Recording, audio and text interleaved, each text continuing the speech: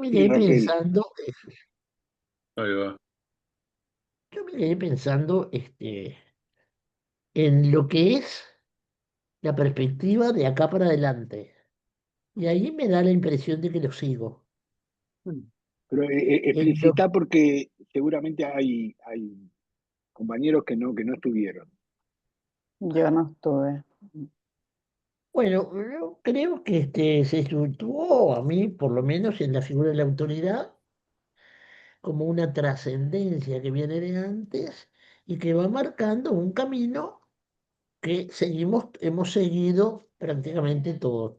Y que ahora lo que aparece es que eso ya no está jugando de esa manera y que ahora surge un orden sin autoridad,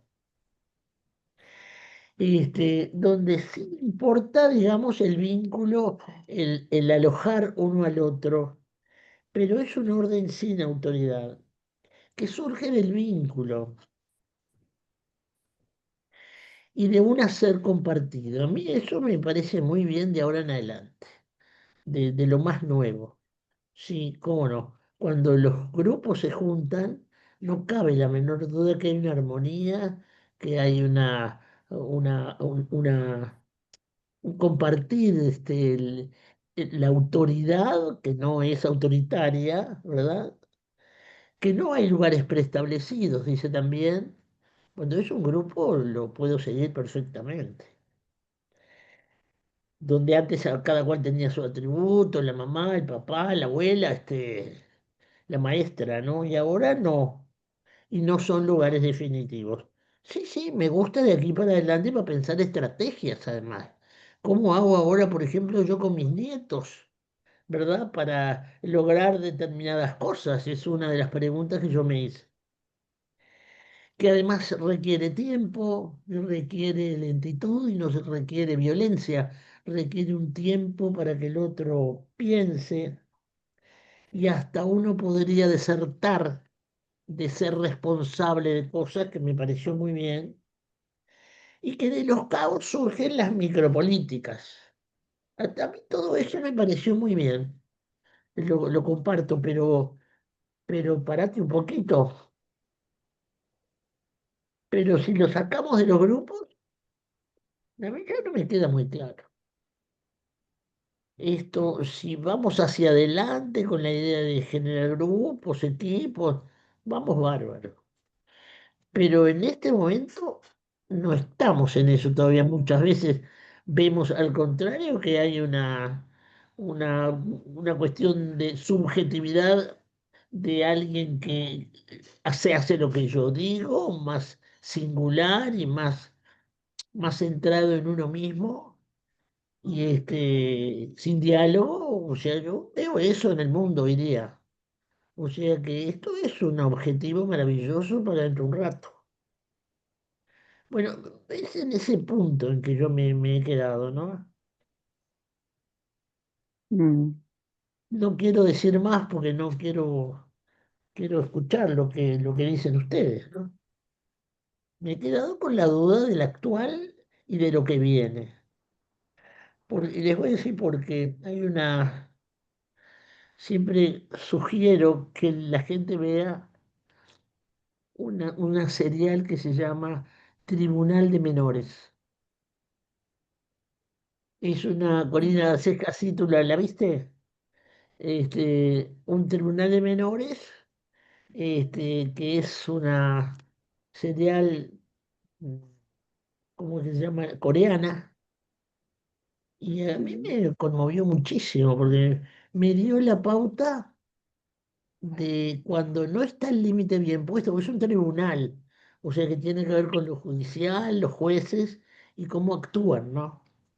Cuando, cuando los jueces actuaron el primer episodio, a mí me pareció que era horriblemente rígido y imposible de llevar una cosa tan dura y tan rígida. El segundo episodio lo empecé a entender de otra manera. Y a partir de ahí empecé a entender cómo llegamos al caos. Cómo el gran juez, que ese era el jefe de ella, termina siendo un corrupto. Pero ¿por qué y cómo? De modo que a mí me quedó con esa cuestión de que hay un límite que hay que poner. Y cuando vos tenés a un hijo y lo llevas bien, no tiene problema. Pero cuando te topás con situaciones que no son tan llevaderas, tenés un serio problema y tenés que tomar una decisión. Bueno, eso a mí me hizo pensar que los límites hay que ponerlos. Entonces, no hablo de los grupos, hablo de los vínculos y hasta hablo de las familias y hablo de cada uno, porque si yo tengo que hablar con Joaquín y me peleo por él con algo, yo voy a tratar de encontrar el punto en común para que podamos trabajar juntos. Eso depende de ti y de mí, no es una cuestión. Pero cuando eso no depende de cada uno y no hay vínculo allí sin trascendencia, eh, esa es Bueno, mi duda. sí. Se las entrego, hagan con ella lo que quieran, devuélvanmela matizada y ordenada. Quiero, quiero decir algo. Dale, Hay algo que está relacionado con los límites. El padre puede ponerle límites a los hijos, entre amigos se pueden poner límites. Un asunto es el límite, lo que se puede y lo que no se puede hacer, lo que se permite y no se permite, pero cosa no menos importante, qué se hace dentro de los límites. Y a mí me parece que lo que ayer Huppert dice, que estos grupos que él fue acompañando, La Quinta, esa juez que armó unas madres que se reunían, eh, eh, este, era algo inédito. No se sabía a dónde iba a llegar y tampoco no se armaba para solucionar un problema. Se armaba eso y las madres, las mujeres, se reunían y conversaban de lo que a ellas les preocupaba, los hijos delincuentes o ahí trajo, pero ¿qué le faltó a mi hijo que se hizo delincuente? Pero no hay un lugar donde querían llegar los grupos, lo importante era el encuentro y conversar, sin estar atento que hay que solucionar el problema. Y ahí me parece que ese es el valor de estos grupos. Sí, Hasta aquí llegué yo. Ahora, si hay que poner límites, cuándo se ponen los límites, bueno, se va viendo, pero lo importante es encontrarse, abrir nuevas formas de relacionarse, de encontrarse. Voy a contar, no me van a ver porque estoy comiendo, pero voy a contar dos anécdotas de un encuentro con Parodi. Parodi es un hombre de unos 70 y pico de años que estuvo a cargo de la cárcel de Punta Rieles, pero que además trabajó en otras instituciones y ahora está con los liberados, ¿no? Es un tipo en particular, tiene su personalidad. Y hablando con él me decía, ¿Qué es la cuando cárcel de Montarrieles? la cárcel de Punta Rieles es una cárcel que la transformó en instituto de rehabilitación. Había chacra, había granja, había carpintería, había herrería. Hubo un solo muerto a partir de que él llegó en los primeros meses y después no había cuchillos, porque establecieron que no había cuchillos. Es más, cuando llegaban nuevos a ese lugar de otra cárcel, los mismos presos le decían, mirá que acá no van con los cuchillos, acá no hay cuchillos, ¿no? Entonces, él me decía, cuando discutimos, somos pares. Esto va un poco en relación a lo que decía Raquel en la discusión con Joaquín. Cuando discutimos, somos pares. Es decir, no hay autoridad. Hay intercambio, hay discusión, hay un conflicto para resolver, pero desde el lugar de pares. Y otra cosa que me dijo es, hay un ejemplo que yo siempre les pongo. Nosotros cuando íbamos a jugar al fútbol y éramos chiquilines, antes de jugar, para saber quién jugaba con quién, hacíamos lo que se llamaba la pisadita. La pisadita era, entre todos, elegían a ver quiénes eran los dos mejores. lo elegían entre todos. Y entonces los dos empezaban a pisar y bueno, achicaba el pie, que sé, para empezar a elegir, porque el que pisaba al otro empezaba a elegir y elegía el mejor y qué sé yo. Es el ejemplo más democrático de cómo puede haber liderazgos democráticos elegidos grupalmente. Me gustó como ejemplo para traerlo a partir de la discriminación que hizo entre autoridad, desde el pique, lo hizo ayer Upper, y poder, que están muy confundidos. Vuelvo a comer. Bueno, buen provecho. Sí, lo que me quedo pensando es una de las cosas es cómo pensar los dispositivos, ¿no? Que se dan, que facilitan o no ciertos intercambios, autorizan o no, porque este ejemplo de la pisadita es como el grupo autoriza a que la manera de organizar los partidos de fútbol, los equipos, es que haya dos que vayan eligiendo por turno, ¿no? Entonces, es todo un tema cómo pensar los dispositivos para ver qué es lo que permite y cómo surge la autorización dentro, dentro del grupo, no como algo exterior relacionado a, como traía Gonzalo, al poder o al saber, en donde, bueno, es otro dispositivo que queda como fijo, ¿no? Él decía algo así como el reconocimiento necesario, como poder alojar al otro. Pero yo lo entendí que también era posible entre pares, no que esto solo existía en lo asimétrico. Yo entendí que él hablaba de que entre pares esta autoridad o esta autorización podría estar generada desde el vínculo, desde un vínculo que puede ser simétrico, pero que en términos de reconocimiento mutuo podía haber una autoridad, digamos, reconocimiento de esa autoridad, Ajá. del otro. No lo De cómo entendí. autorizar, Sí, como pero acción. claro, que lo que había cambiado tenía que ver con las formas de concebir la autoridad, que antes estaba ligada al origen, a quien estaba más cerca del origen, pero que ahora era posible otra construcción desde desde estas formas de Sí, vincularse, de vinculación. Dice así, autoridad desde la vinculación, anoté yo. claro, claro. Sí, esa es la perspectiva, que no elimina la otra, No, que es una autoridad representacional o vincular a una estructura, diría, a un conjunto de reglas que definen la situación. claro, Joaquín, como preestablecido. sí, sí, Lo que pasa es que uno de los temas que a mí me parece importante para tener en cuenta en el tema de la autoridad es el siguiente, que la autoridad emana de un consenso. Las autoridades emanan a partir de consensos regulados que tienen que ver con estructuras performativas del propio lenguaje, pero que después genera toda una producción de reglamentos y de reglas.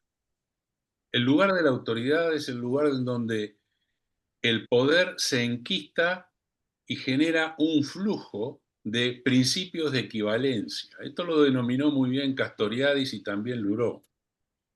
Ellos nominaron que el lugar de la autoridad es el lugar que regula las equivalencias. Ejemplo, acá algunos tienen títulos de psicólogo, otros tendrán títulos de medicina o de otros servicios sociales, no importa, ¿no? Tenemos una serie de títulos universitarios. La estructura de la autoridad universitaria nos remite en un reconocimiento mutuo en el campus. O sea, somos reconocidos porque estamos titulados, porque hemos pasado por una serie de efectos reglamentarios, dispositivos reglamentarios, jurídicos, y nos otorgan una serie de avales. Es lo que yo les decía la vez pasada, cuando la autoridad del derecho jurídico te dice que tú sos la madre y que tú sos el padre, y que por tanto tenés determinada estructura jerárquica, legislativa y legal que a vos te maneja. Ahora, el poder no necesariamente se vehiculiza totalmente por ese dispositivo, sino que desborda todo el dispositivo reglamentario.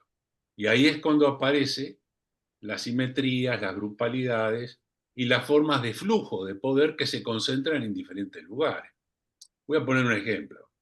Una cosa es que el presidente tenga un poder determinado, legislado, y es figura de autoridad. Ahora, eso no quiere decir que el presidente tenga todo el poder, porque lo puede tener el secretario que está al lado. Estoy haciendo un chiste, ¿no? El gordo que está al lado del otro gordo, ¿no? El secretario, ¿no? Y si no, el otro secretario que usa lentes y traje, y es un jurisconsulto muy importante, también tiene su cuota de poder. También tienen autoridad, pero el flujo de poder no es lo mismo en esos lugares. Ahora, desde un enfoque tiene un efecto, que es el efecto del principio de equivalencia, ¿no? En donde nosotros todos nos sentimos que somos algo, alguien. No solamente por nuestro nombre, sino que también tenemos la autoridad por ser papás o abuelos, digo, ¿no? O también porque en el reconocimiento entre nosotros, entre este grupo, nosotros también nos habilitamos una cuotificación de empoderamiento, ¿no? A mí me parece que una cosa es el concepto de autoridad y otra cosa es el poder como concepto más del estilo, más desde las interpretaciones que Deleuze o Foucault o Derrida o el mismo Pierre Bourdieu desarrollaron, ¿no? Que son cosas muy diferentes. Pero me parece que hay un aspecto que tiene que ver con la dinámica y otro aspecto que tiene que ver con la estructura del instituido, que tiene que ver con el lenguaje y el orden jurídico, ¿no? Porque la religión es un orden jurídico, ojo al gol, ¿eh? Independientemente que su principal punto es una relación absolutamente subjetiva, ¿no? Es una relación de valor, se sostiene por la fe, por el acto de la creencia. Pero la propia estructura religiosa adquiere también una reglamentación interna, ¿no? Entonces eso también genera una disparidad en el movimiento de lo que es la estructura institucional, lo que son los reglamentos, las normas, o el uso de los valores sociales, y otra cosa es cómo la autoridad se va construyendo en intersticios y fluye por diferentes modos, en donde genera toda una serie de efectos que tienen que ver más con la dinámica de lo que de alguna manera descubrieron los gestaltistas. Quizás uno de los grandes pioneros, como Kurt Lewin, ¿no? Que hablaba de fuerza, ¿no? De fuerza, de los líderes. La discusión que tuvimos, ¿no? El líder, el no líder, ¿no? Sí, una Dale. cuestión resonando con toda esta línea que abre Joaquín y otras. En principio me parece que los textos que viene trabajando Pablo van haciendo un trabajo de cartografías, digamos, ¿no?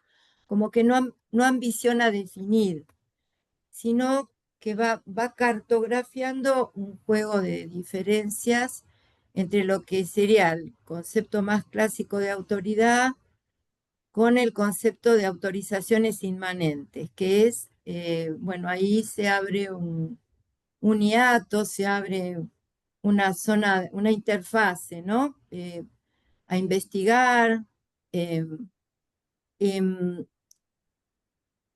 una situación clínica. Un joven en su momento, ahora tiene casi 40, pero esto es de otro tiempo de su vida, que está en análisis actualmente y siempre recordamos esa situación. Cuando él tenía 14, 15 años, la mamá tenía una adicción al juego, una ludopatía, como se llama ahora, y estaba trayendo serios problemas a la familia, porque estaba verdaderamente vaciándole los ahorros, las tarjetas de crédito. Una familia con recursos no demasiado abundantes en lo económico, ¿no es cierto? Entonces, la mamá empezó a ir a un grupo en donde trabajaban estas problemáticas y bueno, al tiempo de empezar a asistir del grupo, pidieron si había algún familiar o algunos que podían ir al grupo de familiares, como suele suceder que trabajan con este tipo de problemáticas. Bueno, todos trabajaban, él tiene un hermano, estaba el papá, la mamá, que ya iba al grupo, y entonces este de 14 años dijo, yo puedo ir, porque bueno, el papá no podía porque tenía que trabajar y trabajaba 2 trabajos. El hermano era más chiquito.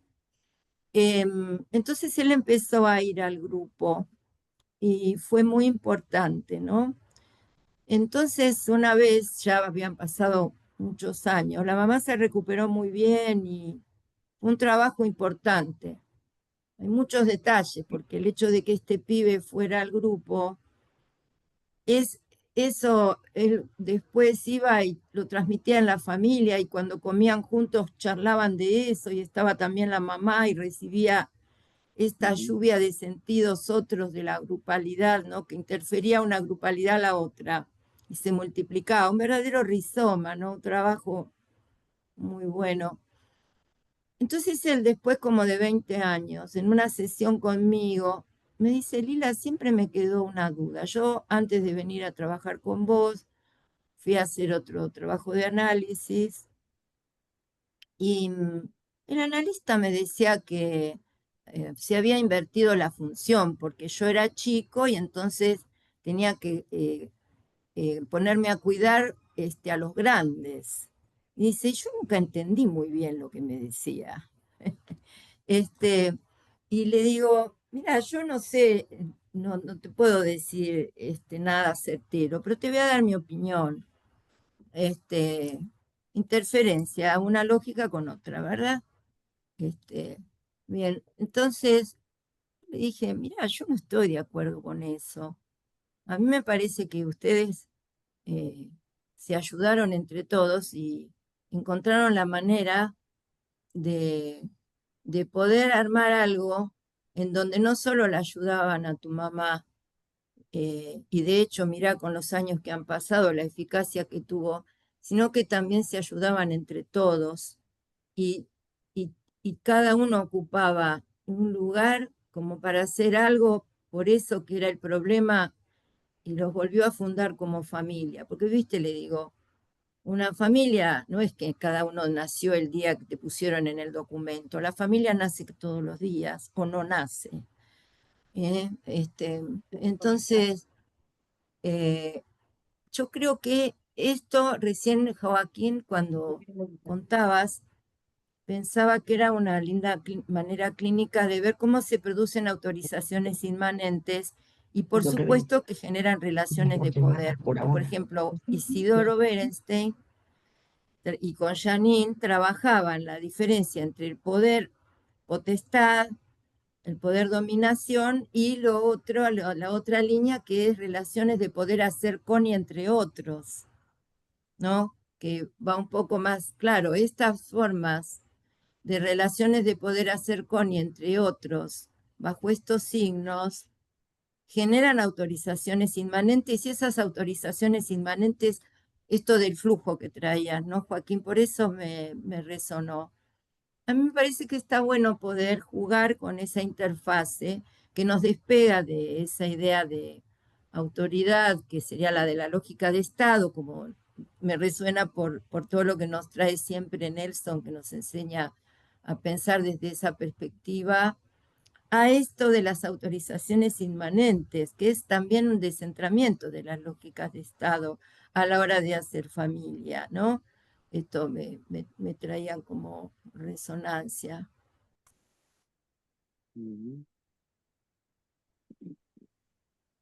Me parece importantísimo lo que acabas de decir, Lila. Ya me pongo en mi cosa.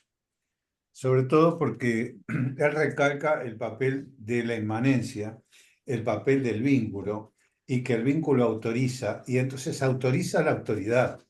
Y es un flujo que está desvinculado. Es más, él cita a Hannah Arendt al principio, ¿no? Y dice, si tengo que usar la fuerza para que alguien haga algo, entonces no tengo autoridad, ¿no? Estoy parafraseando lo que dijo él, no me acuerdo bien la cita textual de Hannah Arendt, ¿no? Y después voy a bichar acá porque dice, es decir, para construir ese alojamiento entre pares, ¿cómo se corren o se autorizan las jerarquías? Y ahí viene todo el tema del liderazgo, ¿no? Y yo quiero hablar dos cosas y termino. Uno es que hay distintos tipos de liderazgo, porque ayer la discusión se centró en un determinado momento, fue una deriva hacia si la autoridad necesariamente tenía que tener líderes, pero hay distintos tipos de liderazgos. O sea, hay un líder que de repente está autorizado por el colectivo, ¿no? Y es democrático, si se quiere decir, que es muy diferente al líder autoritario, en el sentido de autoritarismo dictatorial, totalitario. Es decir, entonces, ¿qué validez puede tener un líder que ejerce la fuerza sobre los otros? No tiene autoridad, tiene poder, pero no tiene autoridad. Y no tiene autoridad tampoco reconocida por los otros, porque lo importante también es el reconocimiento de los otros. Por supuesto que él habla de etapas anteriores, de la modernidad, habla de lo religioso, en fin. O sea, cómo hay estructuras o sistemas que son verticales, institucionales, que se asemeja poder y autoridad. Y eso nosotros lo podemos ver en la estructura militar, cualquier estructura militar, cualquier Estado. Hay un trabajo que a instancia de Nelson hicimos sobre el tema del Estado, que no repara en las flores y tiene que hacer una carretera. O sea, es del orden del día eso. Ahora, a mí me parece el poder valorar estas instancias, como por ejemplo, y por eso citaba la intervención de, vos no estabas, claro, porque esto yo se lo dije primero a Elina. Cuando fuimos al Cotolengo Don Orione con la gente de Radio Vilar de Voz, a él le preguntan varias cosas, ¿no? Pero entre otras cosas, si el libro estaba editado en audiolibro, porque había un ciego. Y él le dice, no, la verdad que no. ¿Y cuándo lo van a hacer? Dice, y capaz que ustedes lo pueden hacer el audiolibro. Aplaudieron todos. Entonces asumieron la tarea. Entonces, ahí, ¿no hay algo que lidera? Saquémoslo a Upper. Él pudo pensar eso, pudo pensar desde esa instancia que es absolutamente no trascendente, es inmanente, porque él no se esperaba tampoco esa intervención, no sé, esa pregunta. No estaba previsto. Y le devuelve lo que él dice que Ignacio aprendió de Ignacio, que es devolverle la potencia al grupo. Están bien, viste, completa. Está, por acá. A mí me parece que la semana pasada tocamos un punto que hoy se me vuelve a presentar y lo pongo a consideración, que es el tema de que, por ejemplo, el problema no sería el liderazgo o no sería la representación. ¿Te acordás, Gonzalo, que venimos con eso? El tema es la fijeza, ¿no?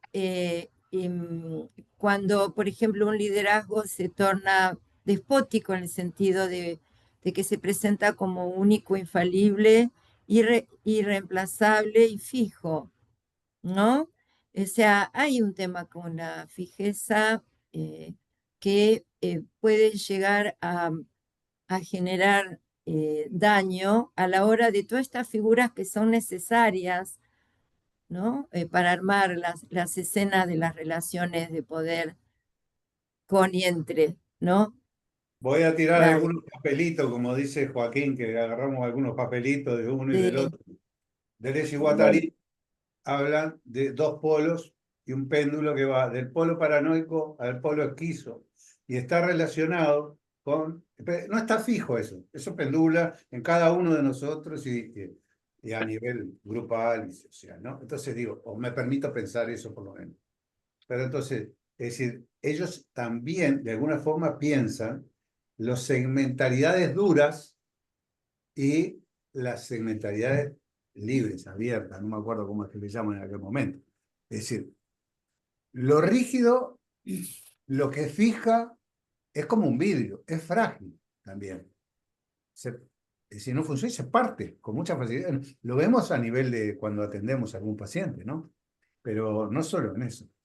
Y ahí yo la otra vez me quedé con la idea de que quizás tu reiteración, Lila, de sí, pero también no es solo, no es abolir la representación, es que el pensamiento ya está hecho. O sea, yo creo que él lo que dice, insiste Ignacio, es que, a ver,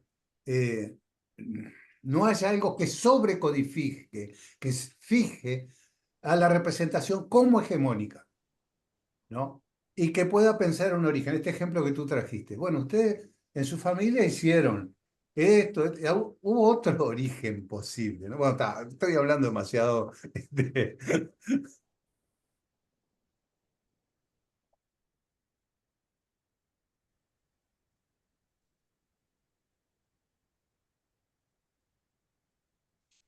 Yo me estaba acordando, pero yo coincido con ello también. Hay otras situaciones con las cuales no coincido. Yo me estaba acordando de que me habían mandado una familia, madre, padre e hija, que se peleaban horrible todo el tiempo. Me la mandaba la terapeuta de la hija, chiquilina de 18 años, se peleaban horrible. Yo me acuerdo que el abordaje fueron 3 veces. No precisamos más, pues se peleaban y se peleaban. Y cuando yo escucho a ver qué es lo que decía el padre, que era el que rezongaba, porque la niña, estábamos en verano, la niña se acostaba, se levantaba a la 1 de la mañana, a la 1 de la tarde, ¿cómo iba a hacer eso? Estábamos en verano, así que yo trataba de entender qué era lo que decía. Entonces en determinado momento dijo, porque yo me mato enseñándole a los chicos los valores. Y no puede ser que se levante a la 1 de la tarde. Eso ya no es. Entonces ya le empieza a discutir. Y yo me parece bárbaro que le enseñes valores. Con lo cual, eso me parece importante porque bajás la ansiedad, ¿no? Le digo, pero es una cosa, este, y después que les enseñás valores, ¿querés obligarlos a que los cumplan? ¿O vas a esperar a ver si los metabolizaron? Hay un tiempo para esperar eso, ¿no? No puedes obligarlos a que lo cumplan. Tú sabes que fue como... Ah, el tipo entendió perfecto y entendió, como decía ayer Pablo, hay un tiempo que hay que esperar. Y se terminó el drama, pero hizo, pif, pinchó y se fue el drama. El tipo entendió y no hubo más pelea.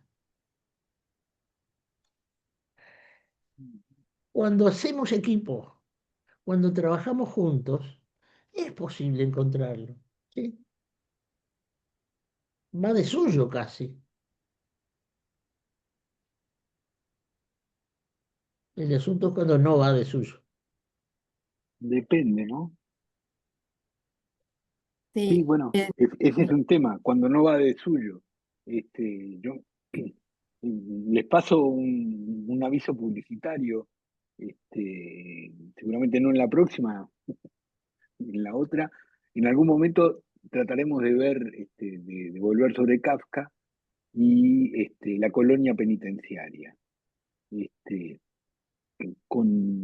otras cosas, allí describe un viajante que llega a una colonia penitenciaria que la van a cerrar, y plantea, entre otras cosas múltiples, el tema de la obediencia, ¿no? De cómo se sanciona la desobediencia y cómo el sancionado obedece. Les quiero contar, probablemente esto implique un giro para el tipo de autoridad, cómo estamos condicionados para obedecer. Con Jacqueline y otra colega hace algunos años, estudiamos eh, la experiencia de Milgras, que es alguien que se pone una túnica con un universitario, Milgram. Milgram. Esa experiencia que fue en la década del 60, Sí. Jacqueline. En Estados Unidos, creo. Sí, en Estados Unidos para ver el tema de la obediencia, ¿no? El tema es que por el 2000, ayúdame Jacqueline, la experiencia en Francia que se hizo, que eran, creo que llamaban los Juegos de la Muerte o algo así. Pero eso fue mucho más Sí. próximo a a la fecha de hoy. Por Esas eso no te eran Por las decía, en el eso, primeras 2000, experiencias, por porque hubo eso. muchas. Esta fue una cosa está bien. bastante reciente. Se replicó, se volvió a replicar esa experiencia de cómo la autoridad, la obediencia a la autoridad, llevaba a situaciones, bueno, en la experiencia inicial era una conducta sobre la pedagogía, de cómo del otro lado se convocaba a universitarios para que sancionen si el otro no respondía correctamente con descargas eléctricas. Esto se replica en un juego en donde ofrecen una fortuna, yo qué sé, 1 millón de euros era, con público, cámara y eso, y se convocaba a la gente que quería jugar por eso. Y cuando el otro decía algo equivocado, le tenía que cada vez aumentar las descargas, ¿no? Una de las cosas que impactaron, que en la década del 60, creo que eran de cada 10 personas, 6 llegaban a descargas mortales, porque el panel le va indicando. Tengo que aclarar que del otro lado, en realidad, había un actor, ¿no? Las descargas no eran reales, pero la persona que efectuaba la descarga no sabía que del otro lado. Esta experiencia, al replicarla más actualmente, aumentó la cantidad de gente que llegaba a las descargas mortales, ¿no? Pero que llegaba a 8, ¿no? Y lo planteo por el tema de, si bien está esto que abre, sobre todo en los vínculos y en la grupalidad, el tema de la autorización. Bueno, la contracara, no sé llamarlo así, es muy pretencioso, es la pasividad o las formas de obediencia que hacen, entre otras cosas, no cuestionar una autoridad. Una autoridad por usar una túnica de blanco, en la última experiencia que les cuento, era una locutora muy famosa en el medio, ¿no? Y entonces incentivaba no, tiene que aprender, tiene que decir bien. Y la que coordinaba eso, ¿no? La que coordinaba. Sí, sí. La Dirigía y presentadora. coordinaba. Sí. Fue en 2009, lo estuve buscando ahora. Bueno, gracias. 2009. Yo dije 2000, perdón. Todavía más. Yo te diría, si me permitís, Nelson, Sí. yo me acuerdo de la última vez que escuché eso y me quedé muy impresionada y me quedé con un gran signo de interrogación. Qué bueno que me permitís traerlo. Porque la gente que abandonaba y se negaba a seguir castigando de esa manera a alguien que ni conocía ni sabía que había hecho, cuando salía sin haber llegado al final, quedaba muy mal porque no había terminado con la metodología para lo cual lo habían contratado. No había logrado terminar. Entonces sabían como que no habían hecho lo que había que hacer. O sea que la gente que los recibía los tranquilizaba, diciéndoles que no, que éticamente habían hecho muy bien, que se quedaran tranquilos.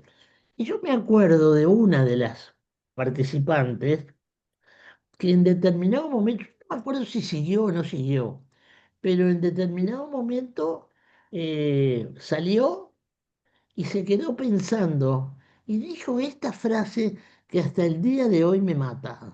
Dijo, uy, ¿y ahora cómo vuelvo a mi casa? ¿Y cómo le digo a mi marido y a mi hijo lo que acabo de hacer? Después que había soltado la descarga, ¿no? No sé si hasta el final, pero había soltado más de lo que un ser humano puede aguantar. ¿Cómo le digo yo a mi hijo y a mi marido lo que acabo de hacer? Yo me quedé pensando, pero ¿cómo? ¿No tenía conciencia de lo que estaba haciendo? ¿Qué genera esa obediencia que uno queda ciego? Y te das cuenta recién cuando salís de eso. No te das cuenta en el momento. Fue, Nelson, creo que en el mismo seminario que trabajamos el texto de Melville, preferiría no hacerlo, ¿Mm? ¿no? Puede ser. Sí, yo creo que fue ahí. Sí, sí. Y lo impactante, creo que, bueno, las dos experiencias eran impactantes, pero además del aumento a la sumisión a una autoridad, hay que ver qué autoridad, porque era la televisión, era la pantalla. No, ni siquiera era una autoridad, yo qué sé, científica, que podríamos pensar que tiene más influencia. Era un Era, juego. por Era un eso, juego. era la televisión, era salir en pantalla y era todo ese show, ¿no? Muy bien armado porque la presentadora jugaba muy bien su papel de, perdón, de hijo de puta, porque era realmente un papel de hijo de puta que hacía en ese momento. A la gente que dudaba le decía, no, dale, pero dale, ¿no? Cuando dudaban, sin, ella los entusiasmaba. Y lo otro que fue interesante era observar quiénes eran los que no habían eh, acatado las órdenes, que habían desobedecido, ¿no? Que eran, me acuerdo de personas negras y jóvenes. Eso nos había también impactado. Sí, no sé si se podría catalogar. Quiero traer lo que escribió Alicia Muniz, La obediencia debida, la tragedia de Paraguay del incendio del supermercado. Sí, buenas Y- tardes, estoy sin cámara. ¿Se acuerdan cuando hubo un incendio en un supermercado? No sé si fue Asunción, pero fue en Paraguay, hace varios años. Hubo un incendio y ordenaron cerrar las puertas para que nadie se robara nada. Y la gente murió adentro del supermercado con las puertas cerradas por los guardias de seguridad. Tal cual. Qué horror. Y además lo dijeron por altoparlante, como más autoridad. Y sí, la sí. gente se murió, pero eran cientos de personas, muchas. Sí, sí, fue una tragedia muy grande. Pero además, bueno, a veces la obediencia, o todas las veces, no sé, se da por miedo, ¿no? Miedo a perder el trabajo, miedo a no ser reconocido, qué sé yo. Yo no hice lo que debía hacer. Esto está presente todo el tiempo en la sociedad. Es ahí cuando, Joaquín, a mi entender, se confunde el tema de la obediencia con el tema de la identidad personal de cada uno. O sea, ¿en qué Sí, medida haciendo la obediencia debida o de guión vida? En este sentido, acá hay un punto que me parece que es importante, porque se juega la ética personal en la experiencia de Princeton, después reunida después en el 2000 y pico, ¿no? En Francia, hecha al revés, ¿no? O sea, con espamiento y televisión y todo eso, con público. O sea, ¿en qué medida esto nos lleva directo al tema de la deserción? Directo a, si yo obedezco, permanezco en mi identidad, permanezco en mi agrupabilidad, permanezco en mi obediencia de vida, entonces estoy identitariamente, consistentemente estoy haciendo algo que el público me lo está demandando o la autoridad que yo supongo como autoridad me lo está demandando. Pero por el otro lado, si yo no obedezco, rompo ¿con qué? Con mi identidad o con mi ética personal. Es acá cuando la ética personal no concuerda con, no la ética, lo moral, que es distinto. En el ejercicio de la moral, en donde yo tengo el deber de obedecer a mi superior, que es un poco lo que ocurre cuando Lacan, perfectamente, y hoy que traje a este señor, ¿no? Cuando Lacan habla del sujeto supuesto saber. En esa transferencia, que para mí es uno de los grandes hallazgos clínicos, y hay que dársela a la derecha a Lacan, ¿no? Es en ese lugar en donde tú quedas empoderado de saber y de autoridad. Pero es ese lugar en donde uno cree que pertenece a algo, el otro, en una suposición, por eso transferencia, en donde se supone un fantasma, donde se proyecta un fantasma, ¿no? Entonces, es aquí que ocurre justamente este acto en donde después Hannah Arendt puede agarrar y decir, ojo con los burócratas, ojo con los funcionarios, porque el funcionario puede ser un perfecto asesino. y Edwin, Sí, bueno, una de las implicaciones, ¿no?, de la exposición de Pablo en su investigación sobre todo este tema de la autoridad, la autorización, es también lo que tiene que ver con la desregulación de normativa, ¿no?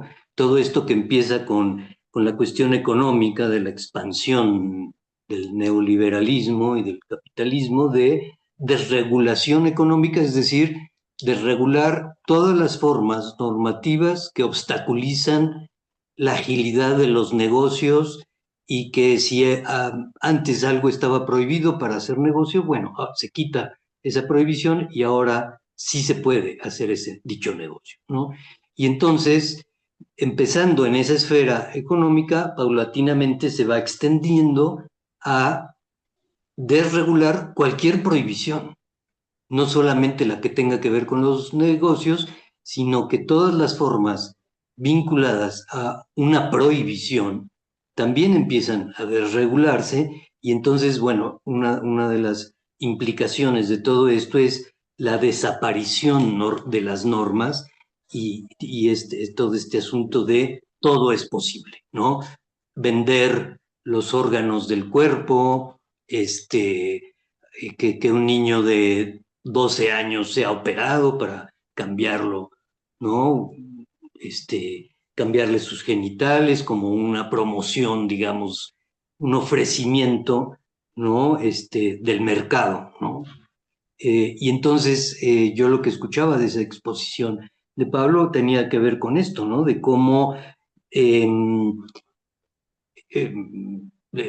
también está vinculado al poder, ¿no? De si antes las figuras del poder tenían alguna implicancia de ser también normativas, ahora el poder se hace arbitrario, absolutamente, ¿no? Y bueno, es lo que estamos viviendo también ahora, ¿no? Todo es posible, nada está prohibido, ¿no? Y bueno, ahí tenemos el fenómeno de Trump, ¿no? Bueno, hace lo que se le pega la gana, ¿no? Sin un límite, ¿no? Hay un autor que se llama Pierre Lejeune que habla de la función política de Dios y de cómo en cierto momento de la historia, bueno, Dios era un obstáculo al poder. Había por lo menos, incluso en esta estructura dogmática, ¿no? Del derecho canónico y demás, Dios era un límite. Había algo, bueno, aquí ya no se puede, ¿no? Y entonces él habla de la función política, ¿no? De esa prohibición. Pero ahora, bueno, ya tampoco es eso. Es decir, ya no hay ni dioses ni Dios que valga. Es decir, no hay límite concebible, posible, con todo lo que esto abre hacia la arbitrariedad absoluta y la locura y la violencia más sangrienta de lo que sucede ahora, ¿no? Era algo que me quedaba con esa exposición de Pablo, ¿no? Aunque no lo abordó directamente. Sí. Gilda, digo para. Sí, Nelson. No, me interesaba mucho lo que estaba hablando Edwin. Edwin no había escuchado esto de la función política de Dios, me parece. Sí. Pierre Legendre es el autor, sí. Bien. ¿Podrás repetirme? Así lo anoto. Gilda, habla un poquito más fuerte, por favor. Perdón, disculpen. No, si puede pasarme bien el nombre del autor.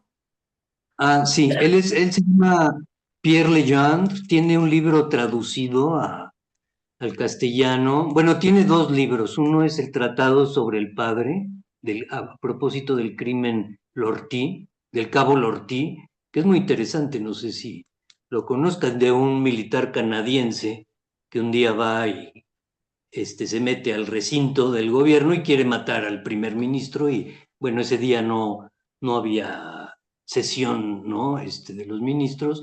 Y el otro La libro, primera vez. No, tenía 2 veces. el otro libro se llama, que está en español, se llama El invaluable objeto de la transmisión.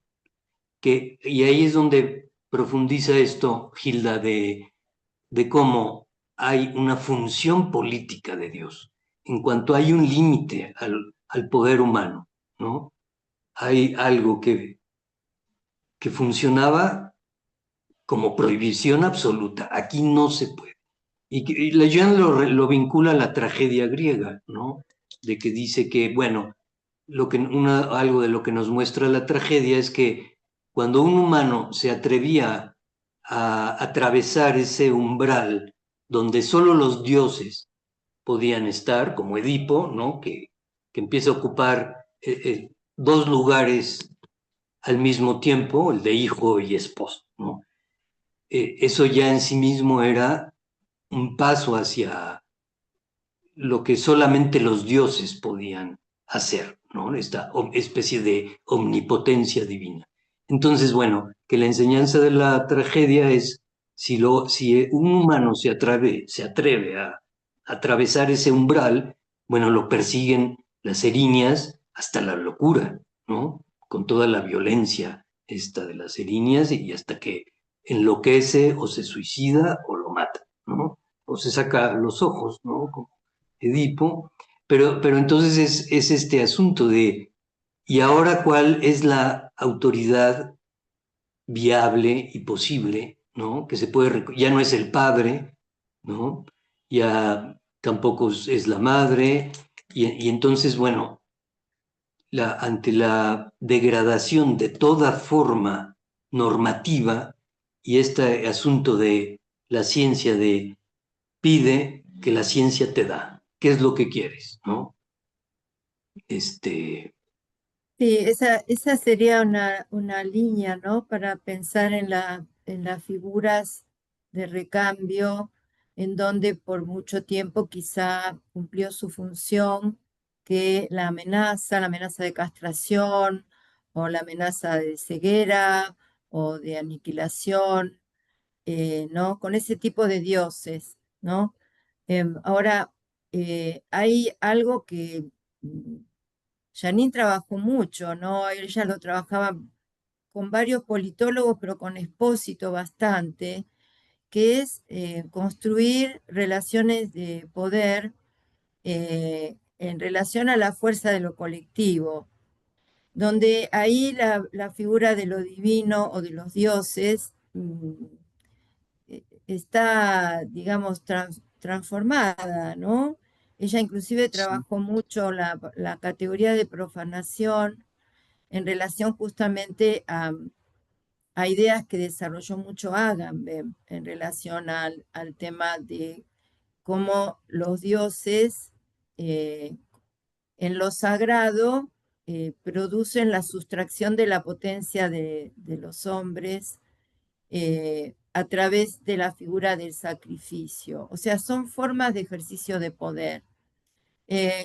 A mí me parece que la idea de autorización ignorante invita a profundizar una deriva en relación a la construcción de las relaciones de poder, no el poder potestad, que cuente más con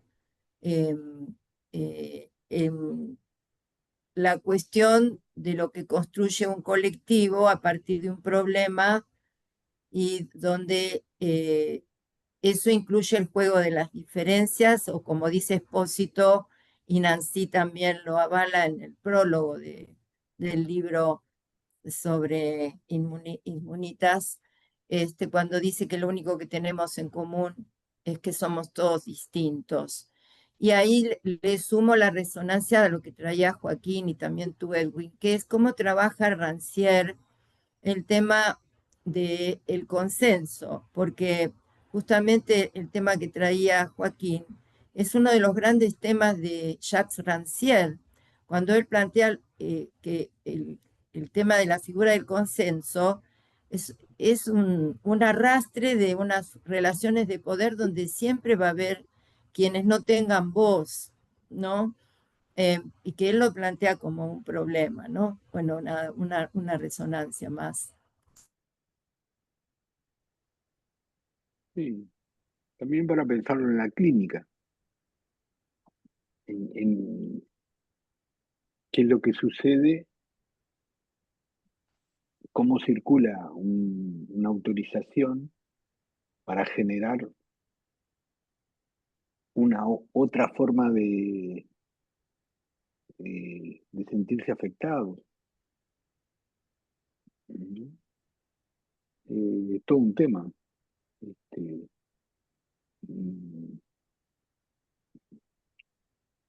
Por eso a veces insisto sobre los efectos de cierta sintaxis o cierta manera de ordenar que conduce a una pasividad. O esto que traía, me pareció entender Edwin, que hay como una lógica que se instala como totalitaria. Más, consumo, más, consumar, y entonces no hay límites. Es cierto que algo de la producción a partir de la modernidad pasa por un cuestionamiento de la autoridad, ¿no?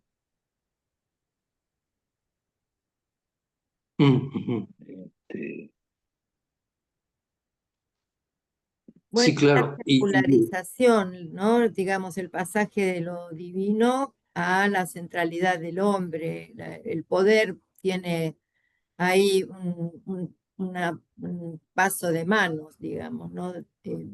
Pero Dios ha muerto, o a veces es como que uno dice, ha muerto, ha muerto. O se volvió sordo. Sin que quede el fantasma de Dios, ¿no? Y la otra cuestión es lo que esto puede dar lugar de una regresión autoritaria, ¿no? De decir, bueno, que no sé si esto ocurre un poco en Rusia, ¿no? De que, bueno, la familia es padres e hijos, ¿no? Y las mujeres hacen lo que hacen y no no se están liberando de nada, sino que, bueno, cumplen con la función que tienen para que retomar todo esto y bueno, el riesgo de regresión, de vamos a retomar la verdadera forma de legalidad, de ley, ¿no? De la cuestión patriarcal, todo esto, ¿no? De imponer nuevamente formas autoritarias para que sí haya límites, ¿no? Es el riesgo también ante el cual estamos, que aprovecha muy bien pues todos los movimientos fascistas del mundo, ¿no?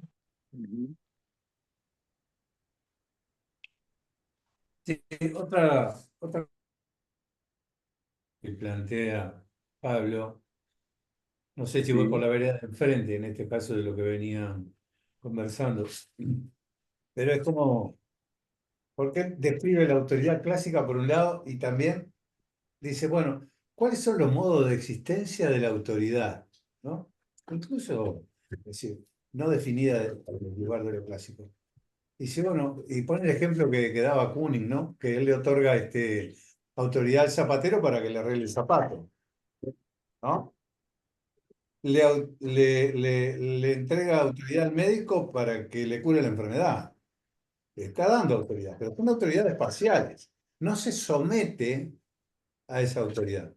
Y ahí me parece que también uno podría empezar a plantearse cuáles son los modos parciales de existencia de la autoridad, para no volver a confundirlo y meterlo en la bolsa del poder. Claro. Bien. Y les propongo esto. Dejemos aquí y continuamos la semana que viene. Buena semana para cada uno de ustedes. Buena Bueno, semana.